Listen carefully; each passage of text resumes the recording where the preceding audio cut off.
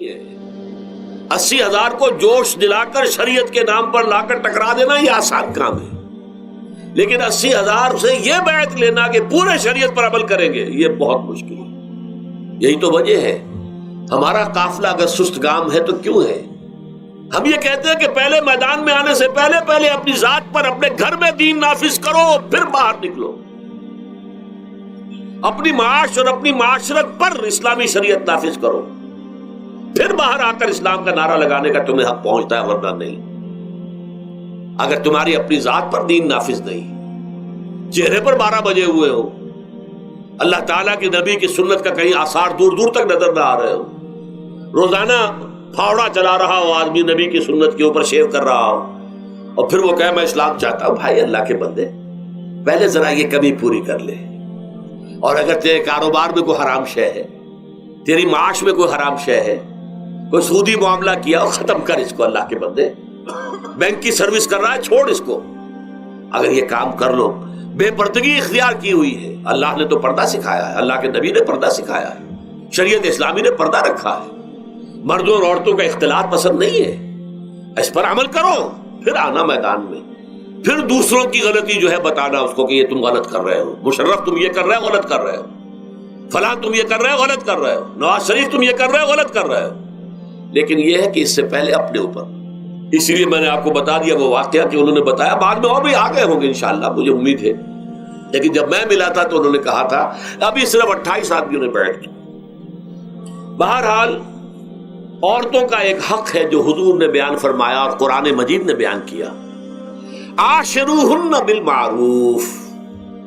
عورت کا اکرام ہو، بیٹی کی حیثیت سے بھی، بہن کی حیثیت سے بھی، بیوی کی حیثیت سے بھی، اور ماں کی حیثیت سے تو سمجھو کہ جنت جو ہے وہ ماں کے قدموں تلے ہے. الجنت تحت اقدام الامہات فرمان ہے محمد رسول اللہ صلی اللہ علیہ وسلم کا. لہذا اکرام، عورت کا اکرام، عورت کی عزت، بیٹی کی حیثیت سے بھی، بہن کی حیثیت سے بھی، بیوی کی حیثیت سے بھی، اور ماں کی حیثیت سے بھی. عاشروہن بالمعروف، اپنی بیویوں کے ساتھ رہو بھلے طریقے پر، نیک طریقے پر، اچھے طریقے پر. حضور نے یہاں تک فرمایا خیارکم لأہلیکم وانا خیرکم لأہلی. دیکھو مسلمانوں، اے میرے صحابیوں، تم میں سے بہتر لوگ وہ ہیں جو اپنے گھر والوں کے حق میں بہتر ہیں، نرمی کرتے ہیں. عورت کے بارے میں یہ بھی فرمایا، ایک مرتبہ سواری تیز دوڑا رہے تھے جو بھی اونٹ کو لے کے جانے والے تھے، جبکہ ہودج میں کچھ خواتین سوار تھیں. حضور نے فرمایا دیکھو نا، یہ نگینے ہیں جو سوار ہیں، ان کو زیادہ دھکے نہ لگواؤ تیز تیز اونٹ چلا کر. ان کے ساتھ نرمی ہو، ان کے ساتھ نیکی کی جائے، ان کے احساسات کا خیال رکھا جائے، ان کے ساتھ زیادتی نہ ہو. مار پیٹ کا کیا سوال، معاذ اللہ ثم معاذ اللہ. ان کے ساتھ جو ہے عاشروہن بالمعروف، بھلے طریقے پر گزارا کرو. یہاں تک فرمایا ہو سکتا ہے کہ کسی وجہ سے تمہاری بیوی جو ہے تمہاری نگاہوں سے گر جائے، اب آپ کے دل میں اتنی محبت نہیں رہی، لیکن اللہ فرماتا ہے دیکھو ہو سکتا ہے کہ اس میں کوئی پہلو ایسا ہو، تلاش کرو، کوئی پہلو ایسا ہو بہتری کا کہ جس کی وجہ سے تلاش کر کے اس کو اپنی نگاہوں میں مرکوز کر لو، تاکہ اس کے تمہارے دل میں اس کے لیے محبت دوبارہ اثر نہ ہو. اس پہلو کی وجہ سے جو تمہاری نگاہ سے اوجھل تھا، وہ اچھائی اس میں ہے، سیرت کی اچھائی ہے. صورت بہت اچھی نہیں ہے، اللہ نے سیرت اچھی دے دی ہے. جو کچھ دیا، جو اچھائی ہے، جو بھلائی ہے، اس کو تلاش کرو اور نگاہ کو وہاں پر جماؤ تاکہ تم ان کے ساتھ اچھا سلوک کر سکو. اس سے آگے آئیے، معاشی میدان ہے سب سے زیادہ سخت اور سب سے زیادہ کٹھن اور سب سے زیادہ ظالمانہ نظام. اس میں سب سے بڑا ظلم جو ہمارے پاکستان میں ہے وہ یہ زمینداری، غیر حاضر زمینداری اور یہ جاگیرداری. محنت کرے کسان مزدور ہاری، عیش کرے جاگیردار زمیندار.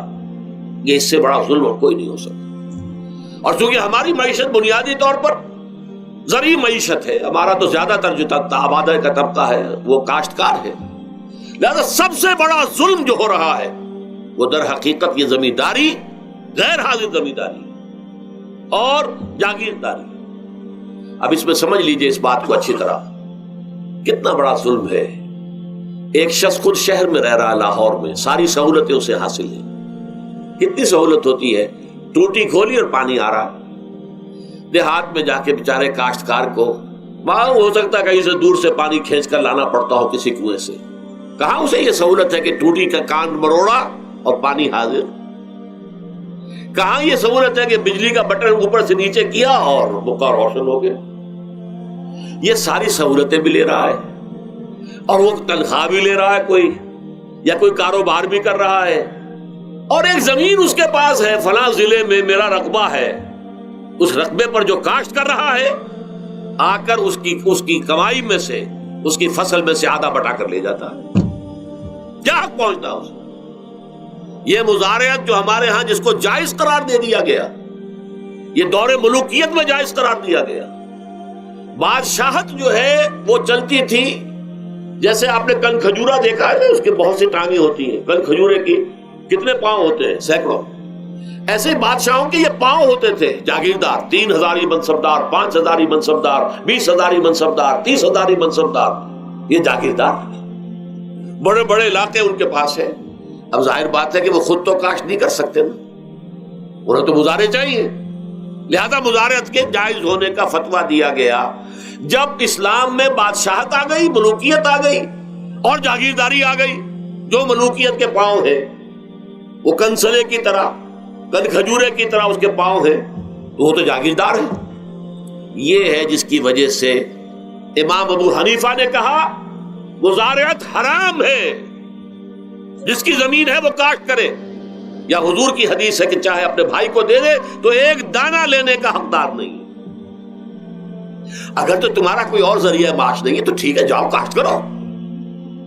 تمہارا کوئی اور ذریعہ معاش ہے, تمہارا کاروبار ہے, تمہاری دکان چل رہی ہے, تم ملازمت میں ہو, تمہیں تنخواہیں مل رہی ہے, تمہارا پروویڈنٹ فنڈ بھی جمع ہو رہا ہے, تمہیں تو تمہارے ریٹائرمنٹ کے بعد وہ پینشن بھی مل جائے گی, اور اس کے ساتھ ساتھ تم نے یہ ظلم روا رکھا ہوا. زمین اگر ہے یا تو جاؤ کاشت کرو, ورنہ یہ کہ اس زمین کو دے دو اپنے کسی بھائی کو. ملکیت تمہاری رہے گی, کاشت وہ کرے گا تو جو فصل ہوگی اس کی برداشت بھی وہی کرے گا, وہی لے کر جائے گا. یہ فتویٰ ہے امام اعظم امام ابو حنیفہ رحمۃ اللہ علیہ کا. یہی فتویٰ ہے امام مالک, امام دار الحجرہ, امام مدینہ, امام مالک رحمۃ اللہ علیہ, دونوں کا فتویٰ یہ. اور عظیم ترین یہی دو ہیں, اولین بھی یہی دو ہیں, عظیم ترین بھی یہی دو ہیں. امام شافعی بھی شاگرد ہیں امام مالک کے, امام احمد ابن حنبل شاگرد ہیں امام شافعی کے. ٹاپ پر کون ہے؟ امام ابو حنیفہ, ان کے شاگردوں میں قاضی ابو یوسف اور امام محمد, امام ظفر. ادھر امام مالک, ان کے شاگردوں میں پھر امام شافعی, پھر ان کے شاگرد امام احمد ابن حنبل. ٹاپ پر دونوں یہ کہہ رہے ہیں کہ حرام, مزارعت حرام, جس کی زمین ہے خود کاشت کرے. یہاں یہ ہے کہ خود کاشت نہیں کر سکتا تو اپنے بھائی کو دے دے, بس ٹھیک ہے, اس میں سے کوئی حصہ لینے کا وہ حقدار نہیں ہے. جو محنت کرے, جو خون پسینہ اپنا لگائے, وہی اس سے ساری جو ہے آمد بھی اس کو حاصل ہونی چاہیے. یہ مجھے حال ہی میں, یہ آپ کے علم میں ہونا چاہیے, یہ فتویٰ دیا ہے قاضی ابو یوسف اور امام محمد نے, مزارعت حلال ہے, جائز ہے. شرطیں لگائی انہوں نے کہ بیج بھی زمیندار دے, کوئی جانور وغیرہ ہے تو وہ بھی زمیندار کا ہو, اگر کوئی ٹریکٹر ہے تو اس کی بھی پیمنٹ جو ہے زمیندار کرے. یہ ہے شرطیں, یعنی اس کا کوشش کی ہے کہ اس جاگیرداری کا ڈنک جو ہے کم ہو جائے, اس مزارعت کے اندر جو مضرت ہے وہ کم ہو جائے. لیکن یہ کہ اصلاً اسے جائز قرار دے دیا. ہمارے ہاں کون شرطوں کو کون دیکھتا ہے, آداب کو کون دیکھتا ہے, قواعد و ضوابط کو کون, ہنیئن مریا, جیسے کہ ماں کا دودھ پیتے ہیں ایسے ہی یہ مزارعت کی جو آمدنی ہے اس کو کھا رہے ہیں. حرام ہے, حرام ہے, حرام. حال ہی میں ابھی ملاقات ہوئی میری مولانا زاہد الراشدی صاحب, آپ کے بہت قریب گجرانوالے میں, جو اس کی سب سے بڑی مسجد ہے, اس کے خطیب ہیں. انہوں نے بتایا ملا علی قاری نے بھی یہ لکھا, جو بہت بعد کے حنفی جو ہے وہ فقیہ ہیں, کہ دلائل تو وہی ہیں جو امام ابو حنیفہ نے دیے ہیں, دلائل تو ان کے ساتھ ہیں, لیکن مصلحت ہے جو جس کے تحت یہ فتویٰ دیا گیا. یہاں تک کہ مولانا شبیر احمد عثمانی کے ساتھ دستے راست سمجھ لیجئے, ظفر احمد عثمانی رحمۃ اللہ علیہما, انہوں نے بھی یہ لکھا ہے کہ دلائل تو امام صاحبی کی رائے کے حق میں جاتے ہیں, لیکن یہ کہ ہمارے ہاں تقلید کا ایسا ایک قلادہ گردنوں میں ڈال لیا گیا ہے. کیونکہ ہمارے بزرگوں نے فتویٰ دے دیا، قاضی ابو یوسف نے، امام اور قاضی اور امام محمد نے، لہذا فتویٰ تو اسی پر چلے گا. میں نے ان سے بات کی ان کا ڈٹ کر، میں نے کہا میدان میں آئیے نا، کام کیجیے. جب تک یہ مزارعت ختم نہیں ہوتی ہے، جب تک جاگیرداری اور زمینداری ختم نہیں ہوتی ہے، اس ملک میں کوئی سیاست صحیح آ ہی نہیں سکتی. یہ سیاست تو وڈیروں کا، جاگیرداروں کا، بڑے بڑے زمینداروں کا کھیل ہے.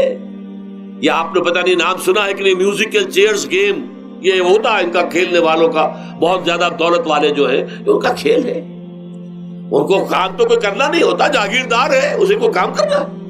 وہ بیٹھ کر ایک کلب بنا رکھی ہے، یہ پارلیمنٹ کیا ہے، کلب ہے، وہاں بیٹھ کے وہ اپنا وقت گزاری کرتے ہیں. یہ پوائنٹ آف آرڈر آ گیا ہے، اور یہ جو ہے ہماری حقوق جو ہے، پریولیج موشن آ گئی ہے، وہ کرتے نہیں گفتگو بیٹھ. تو یہ جان لیجئے کہ یہ ظلم کس نے کیا ہے؟ یہ خود کردہ ہے. یہ ہم نے اس نظام کو برداشت کیا ہوا ہے. جب تک ہم نہیں اٹھیں گے یہ نظام ختم نہیں ہوگا. خود کردہ کا علاج خود ہی کرنا ہوگا. یہ غلط نظام جو چلا آ رہا ہے، جب تک اس کو ہم بدلیں گے نہیں، اس کو ختم نہیں کریں گے، اس وقت تک یہ ظلم کیسے ختم ہوگا؟ اس سے آگے آئیے، ایک ہے کارخانے دار. کارخانے دار کو اور مزدور کو آپ نے چھوڑ دیا کہ باہم طے کریں. کارخانے دار کہتا میں تو صاحب آپ کو 15 روپے دوں گا، کام کرنا ہے تو کریں، نہیں کرتے تو نہ کریں. آپ نے زیادہ سے زیادہ یہ کیا کہ نہیں، یہ ویج بہت کم ہے، آپ نے ایک یونین بنا لی، کچھ ہڑتال کر دی. اچھا ہڑتال کر دی، 10 دن کی ہڑتال کے بعد غریب مزدور کا تو بچہ ہو سکتا ہے بھوکا مرنے لگے. کارخانے دار کی صحت پہ کوئی اثر پڑے گا؟ اس میں لاکھوں ہیں، کروڑوں ہیں، اس کی صحت پر کوئی اثر نہیں پڑتا.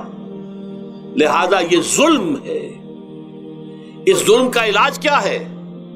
اگر یہ ضمانت ریاست کی طرف سے ہو، حکومت کی طرف سے، کہ اگر تمہیں تمہاری مناسب مزدوری نہیں ملتی مت کرو کام، لیکن تمہارے بچے کو بھوکا ہم نہیں مرنے دیں گے، تمہیں سبسسٹنس الاؤنس دیں گے، ان ایمپلائمنٹ الاؤنس دیں گے، ہم زکوٰۃ کا نظام قائم کریں گے جس کے تحت کے انڈر رائٹ کر دیں گے، طے کر دیں گے، لکھ دیں گے کہ ہر شہری کی بنیادی ضروریات کی کفالت ریاست کے ذمے ہے. اب اگر ایسا ہے تو ایک آدمی پاؤں جما کر بات کرے گا نا کارخانے دار کے ساتھ. ایک امپلائی جو ہے امپلائر سے بات کرے گا پاؤں جما کر، جناب آپ مجھے تنخواہ کم دے رہے ہیں، میں کام نہیں کروں گا. لیکن اب کیا ہے، جناب آپ مجھے تنخواہ کم دے رہے ہیں، میں کام نہیں کروں گا. مالک کہتے جاؤ دفعہ ہو جاؤ. پھر وہ کیا کہتا ہے، اچھا جی میں اسی تنخواہ پہ کام کروں. اس کا تو کوئی فائدہ، اسی کی جائے کہاں. وہ مارکیٹ میں تو سرمایہ داروں کا گٹھ جوڑ ہے، انہوں نے کارٹلز بنا رکھے ہیں. وہ تو ظاہر بات ہے کہ وہ ویج نہیں بڑھائیں گے، الا یہ کہ مزدور کی پوزیشن ایسی ہو کہ وہ بھی ڈٹ کر کھڑا ہو جائے. اور وہ ڈٹ کر کھڑا کب ہوگا؟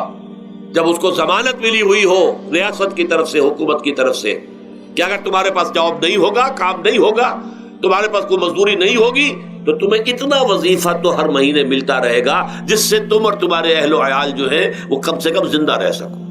پھر کھڑے ہو کر بات کر سکتا ہے مزدور. پھر صحیح جو ہے ان کے درمیان معاہدہ ہوگا تو وہ منصفانہ ہوگا، عادلانہ ہوگا. جب تک یہ نہیں ہے، اور یہ نظام کیسے ہوگا جب تک کہ زکوٰۃ کا نظام قائم نہ کیا جائے. اب زکوٰۃ کا بھی ایک نظام تو وہ تھا جو بدنام کرنے کے لیے زکوٰۃ کو ضیاء الحق صاحب نے نافذ کیا. وہ تو بدنامی ہے، وہ تو سود کا کمیشن ہے کہ سود میں آپ کو اگر 6% ملتا تھا تو 2.5% انہوں نے کاٹ لیا، 4.5-3.5% آپ کو دے دیے. تو سود میں سے حصہ لے لیا ہے نا. سود کو حرام کرے اور زکوٰۃ پورے مال پر، سارے تجارتی اموال پر مال زکوٰۃ لے. آپ کی دکان میں جناب 10 لاکھ کا مال پڑا ہوا ہے، 2.5% کے حساب سے دے دیجئے، کتنا من اکاؤنٹ آپ کر لیجئے گا. کوئی ایک ہے اسٹاکسٹ، آپ کے گودام میں اتنا اسٹاک پڑا ہوا ہے، اتنی مالیت کا 2.5% دیجئے. تمہاری اتنی بھیڑیں بکریاں ہیں، اتنی بھیڑیں اتنی بکریاں نکال دو. جب تک کہ تمام اموال میں سے زکوٰۃ نہ لیجیے. یہ کیا کہ بینک کے اندر جو جمع ہے اس پر سے زکوٰۃ کاٹ لی. انا للہ و انا الیہ راجعون. نام اس کا زکوٰۃ رکھا ہے اور خیرات کا ایک نظام بنا دیا. کچھ خیرات اور کچھ سیاسی جو ہے اپنا ہتھ کنڈا کہ ان کے ناظمین زکوٰۃ جو بن رہے ہیں اور زکوٰۃ کونسلیں بن رہی ہیں، وہ سب کون ہے؟ جو ہمارے سیاسی طور پر ہمارے ساتھی ہیں، ہمارے ورکرز ہیں. اور پھر جتنے غبن ہوئے ہیں اور جتنا اس کے اندر مس اپروپریشن، سب کو معلوم ہے ہمارے معاشرے میں. آخر اگر حکومت کے جتنے محاصل ہیں وہ غبن ہوتے ہیں تو زکوٰۃ کا کیوں نہیں غبن ہوگا؟ زکوٰۃ کو آسمان سے اتری ہے، بلکہ زکوٰۃ میں سے غبن کرنا تو آسان ہے، اس لیے کہ سود میں سے کاٹا ہوا ہے. اس میں تو انسان جو ہے وہ برا بھی محسوس نہیں کرے گا کہ یہ تو سود ہے، لعنت ہے، اگر اس کو میں نے کچھ ہضم کر لیا تو کیا ہو گیا. جب تک کہ یہ دو نظام نہیں آئیں گے، اور تیسرے یہ کہ سود کے ذریعے سے جب تک کہ یہ ظلم، سود کا نتیجہ کیا نکلتا ہے؟ اصل میں ہمارے عام آدمی سمجھتے ہیں سود کہ اچھا ہے جی، کیا ہے، ایک آدمی نے پیسے جمع کرائے ہیں، اب اسے ہر مہینے اتنا پیسہ مل رہا ہے. عام آدمی بھی ہمارے ہاں یہ جو پٹھانوں والا سود ہے، یہ جو سود خور گاؤں میں بیٹھے ہوئے ہیں جو بہت بڑی شرح کے اوپر سود دیتے ہیں اور خون چوس جاتے ہیں لوگوں کا، اور ان کے کسی طریقے سے قرضے ختم، ان کو تو سبھی برا کہتے ہیں. کوئی ایک آدمی بھی آپ کو نہیں ملے گا کہ ان کے لیے کلمہ خیر کہے، ان کے لیے کسی نرمی کا یا ان کے لیے کسی بھی آسانی کا کوئی مطالبہ کرے. البتہ یہ جو بڑا سود ہے، بینک کا سود، کاروباری سود، اس کی شناخت لوگوں پر واضح نہیں ہے. یہ ایک بہت بڑے پیمانے پر یہ برائی جو ہے آپ کو انڈیویجول پر نہیں نظر آ رہی. انڈیویجول تو بظاہر سمجھتا ہے ایک فرد، بھائی ٹھیک ہے، میں جو دکان کے لیے مجھے قرض چاہیے تھا، مجھے قرض مل گیا، میں اپنا کاروبار کر رہا ہوں، تو میں جو کمائی کر رہا ہوں اس میں سے بینک کو بھی حصہ دے رہا ہوں اپنا، اس کا سود کا. اس میں کیا خرابی ہو گئی؟ اس کی خرابی سمجھ میں آتی جب آپ کو معلوم ہو اسی سود کے ذریعے سے دنیا میں اس وقت ایک چھوٹی سی اقلیت ہے، کل 1 کروڑ یا 1.25 کروڑ یہودی، اور پوری دنیا کی دولت کے اوپر قابض ہو کر بیٹھ گئے. یہ سارا وہ بینکنگ نظام جو یہودیوں نے بنایا، یہ IMF ورلڈ بینک جس کے ہم اس وقت غلام بن کر رہ گئے. ہمارا چیف مارشل ایڈمنسٹریٹر اسے کہیں یا چیف ایگزیکٹو کہیں، ہمارا تو حکمران ہے، ہمارا بادشاہ ہے اس وقت. اور وہ بادشاہ سلامت کہتے ہیں کہ یہ IMF اور ورلڈ بینک کے لوگوں کے گوڈے ہمیں پکڑنے پڑتے ہیں، گوڈے گٹے. کیوں؟ ہم غلام ہیں ان کے، اور ہم جکڑے ہوئے اس سود کے اندر. پوری دنیا کو یہودی سود خوروں نے در حقیقت اپنے شکنجے میں جو جکڑا ہے، جس طریقے سے کہ ان کو اپنے اندر ایک اپنے پورے ہتھ کنڈوں کے اندر جو باندھ کے رکھ دیا ہے، یہ سود کے ذریعے سے. اور اس کا نتیجہ کیا نکلتا ہے؟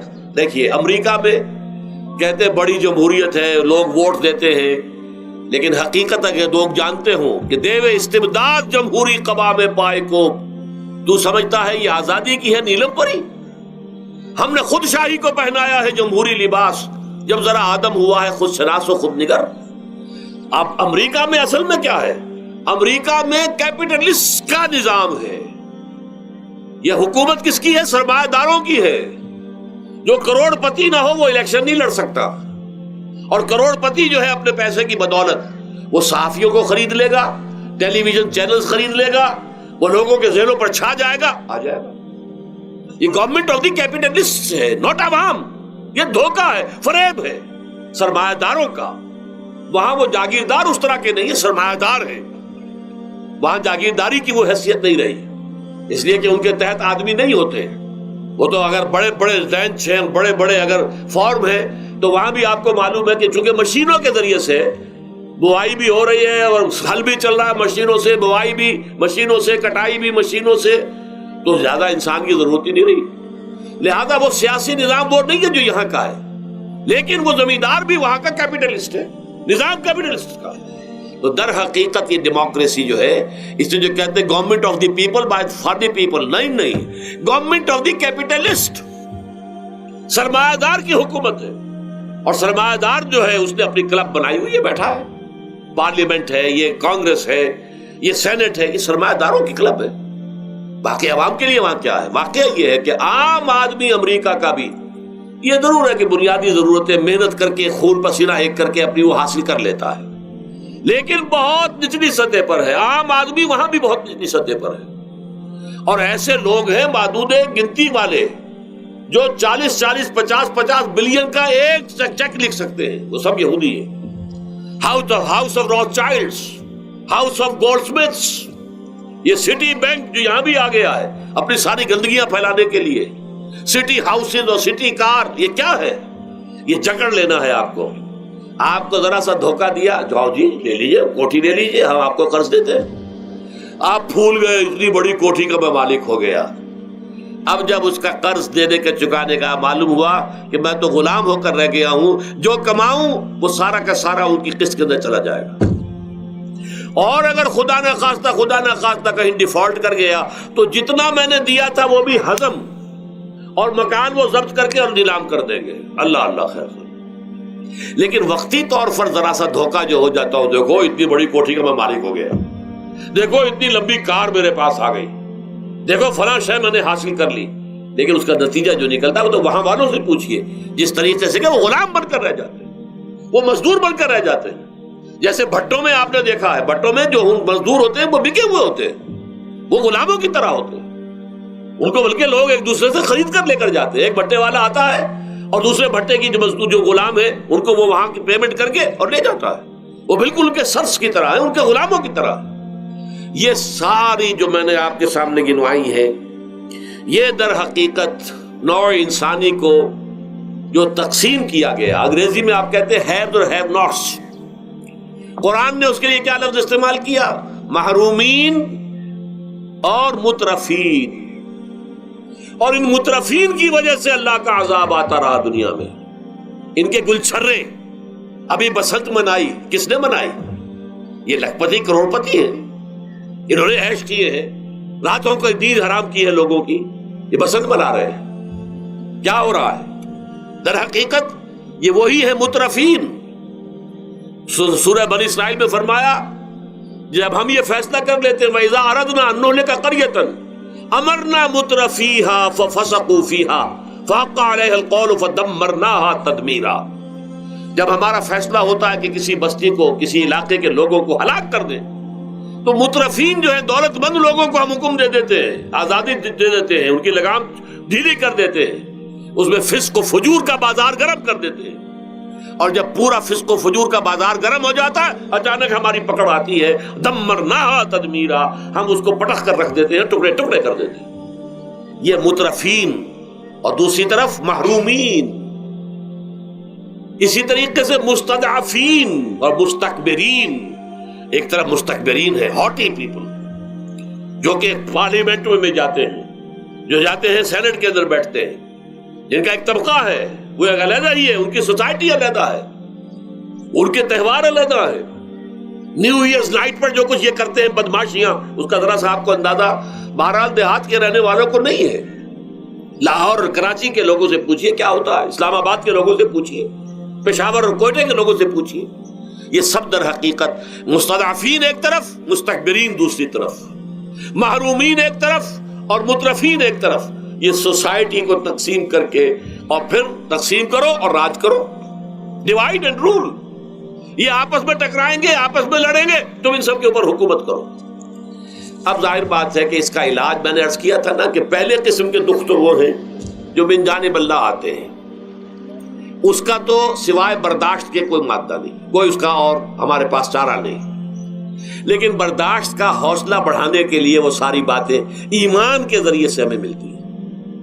لیکن یہ جو خود کردہ ہے، اپنے غلط نظام کی وجہ سے دکھ ہم نے پھیلا رکھا ہے، جو محرومی پھیلا رکھی ہے، جو بھوک پھیلا رکھی ہے، جو لوگوں پر ظلم کا جو ہے بازار گرم ہو رہا ہے، چاہے وہ سماجی سطح پر ہے، گھروں میں ہے، چاہے بازاروں میں ہے، چاہے مارکیٹوں میں ہے، چاہے کھیتوں میں ہے، چاہے کارخانوں میں ہے، یہ سب ہمارے غلط نظام کا نتیجہ ہے، یہ اللہ کی طرف سے نہیں ہے. وما اصابکم من مصیبت فبما کسبت ایدیکم، یہ تمہارے اپنے ہاتھوں کی کمائی ہے، تمہارے اپنے ہاتھوں کے کرتوت ہیں، تم نے غلط نظام کو قبول کیا ہوا ہے. اب اس کا علاج کیا ہوگا؟ اب علاج ایسے ہوگا جد و جہد کے ذریعے سے اس نظام کو ختم کیا جائے. اس لیے کہ یہ تو میں نے آپ کے سامنے بیماری کا بیان کر دیا ہے، علاج کیا ہے انشاءاللہ اس کے بارے میں گفتگو جو ہے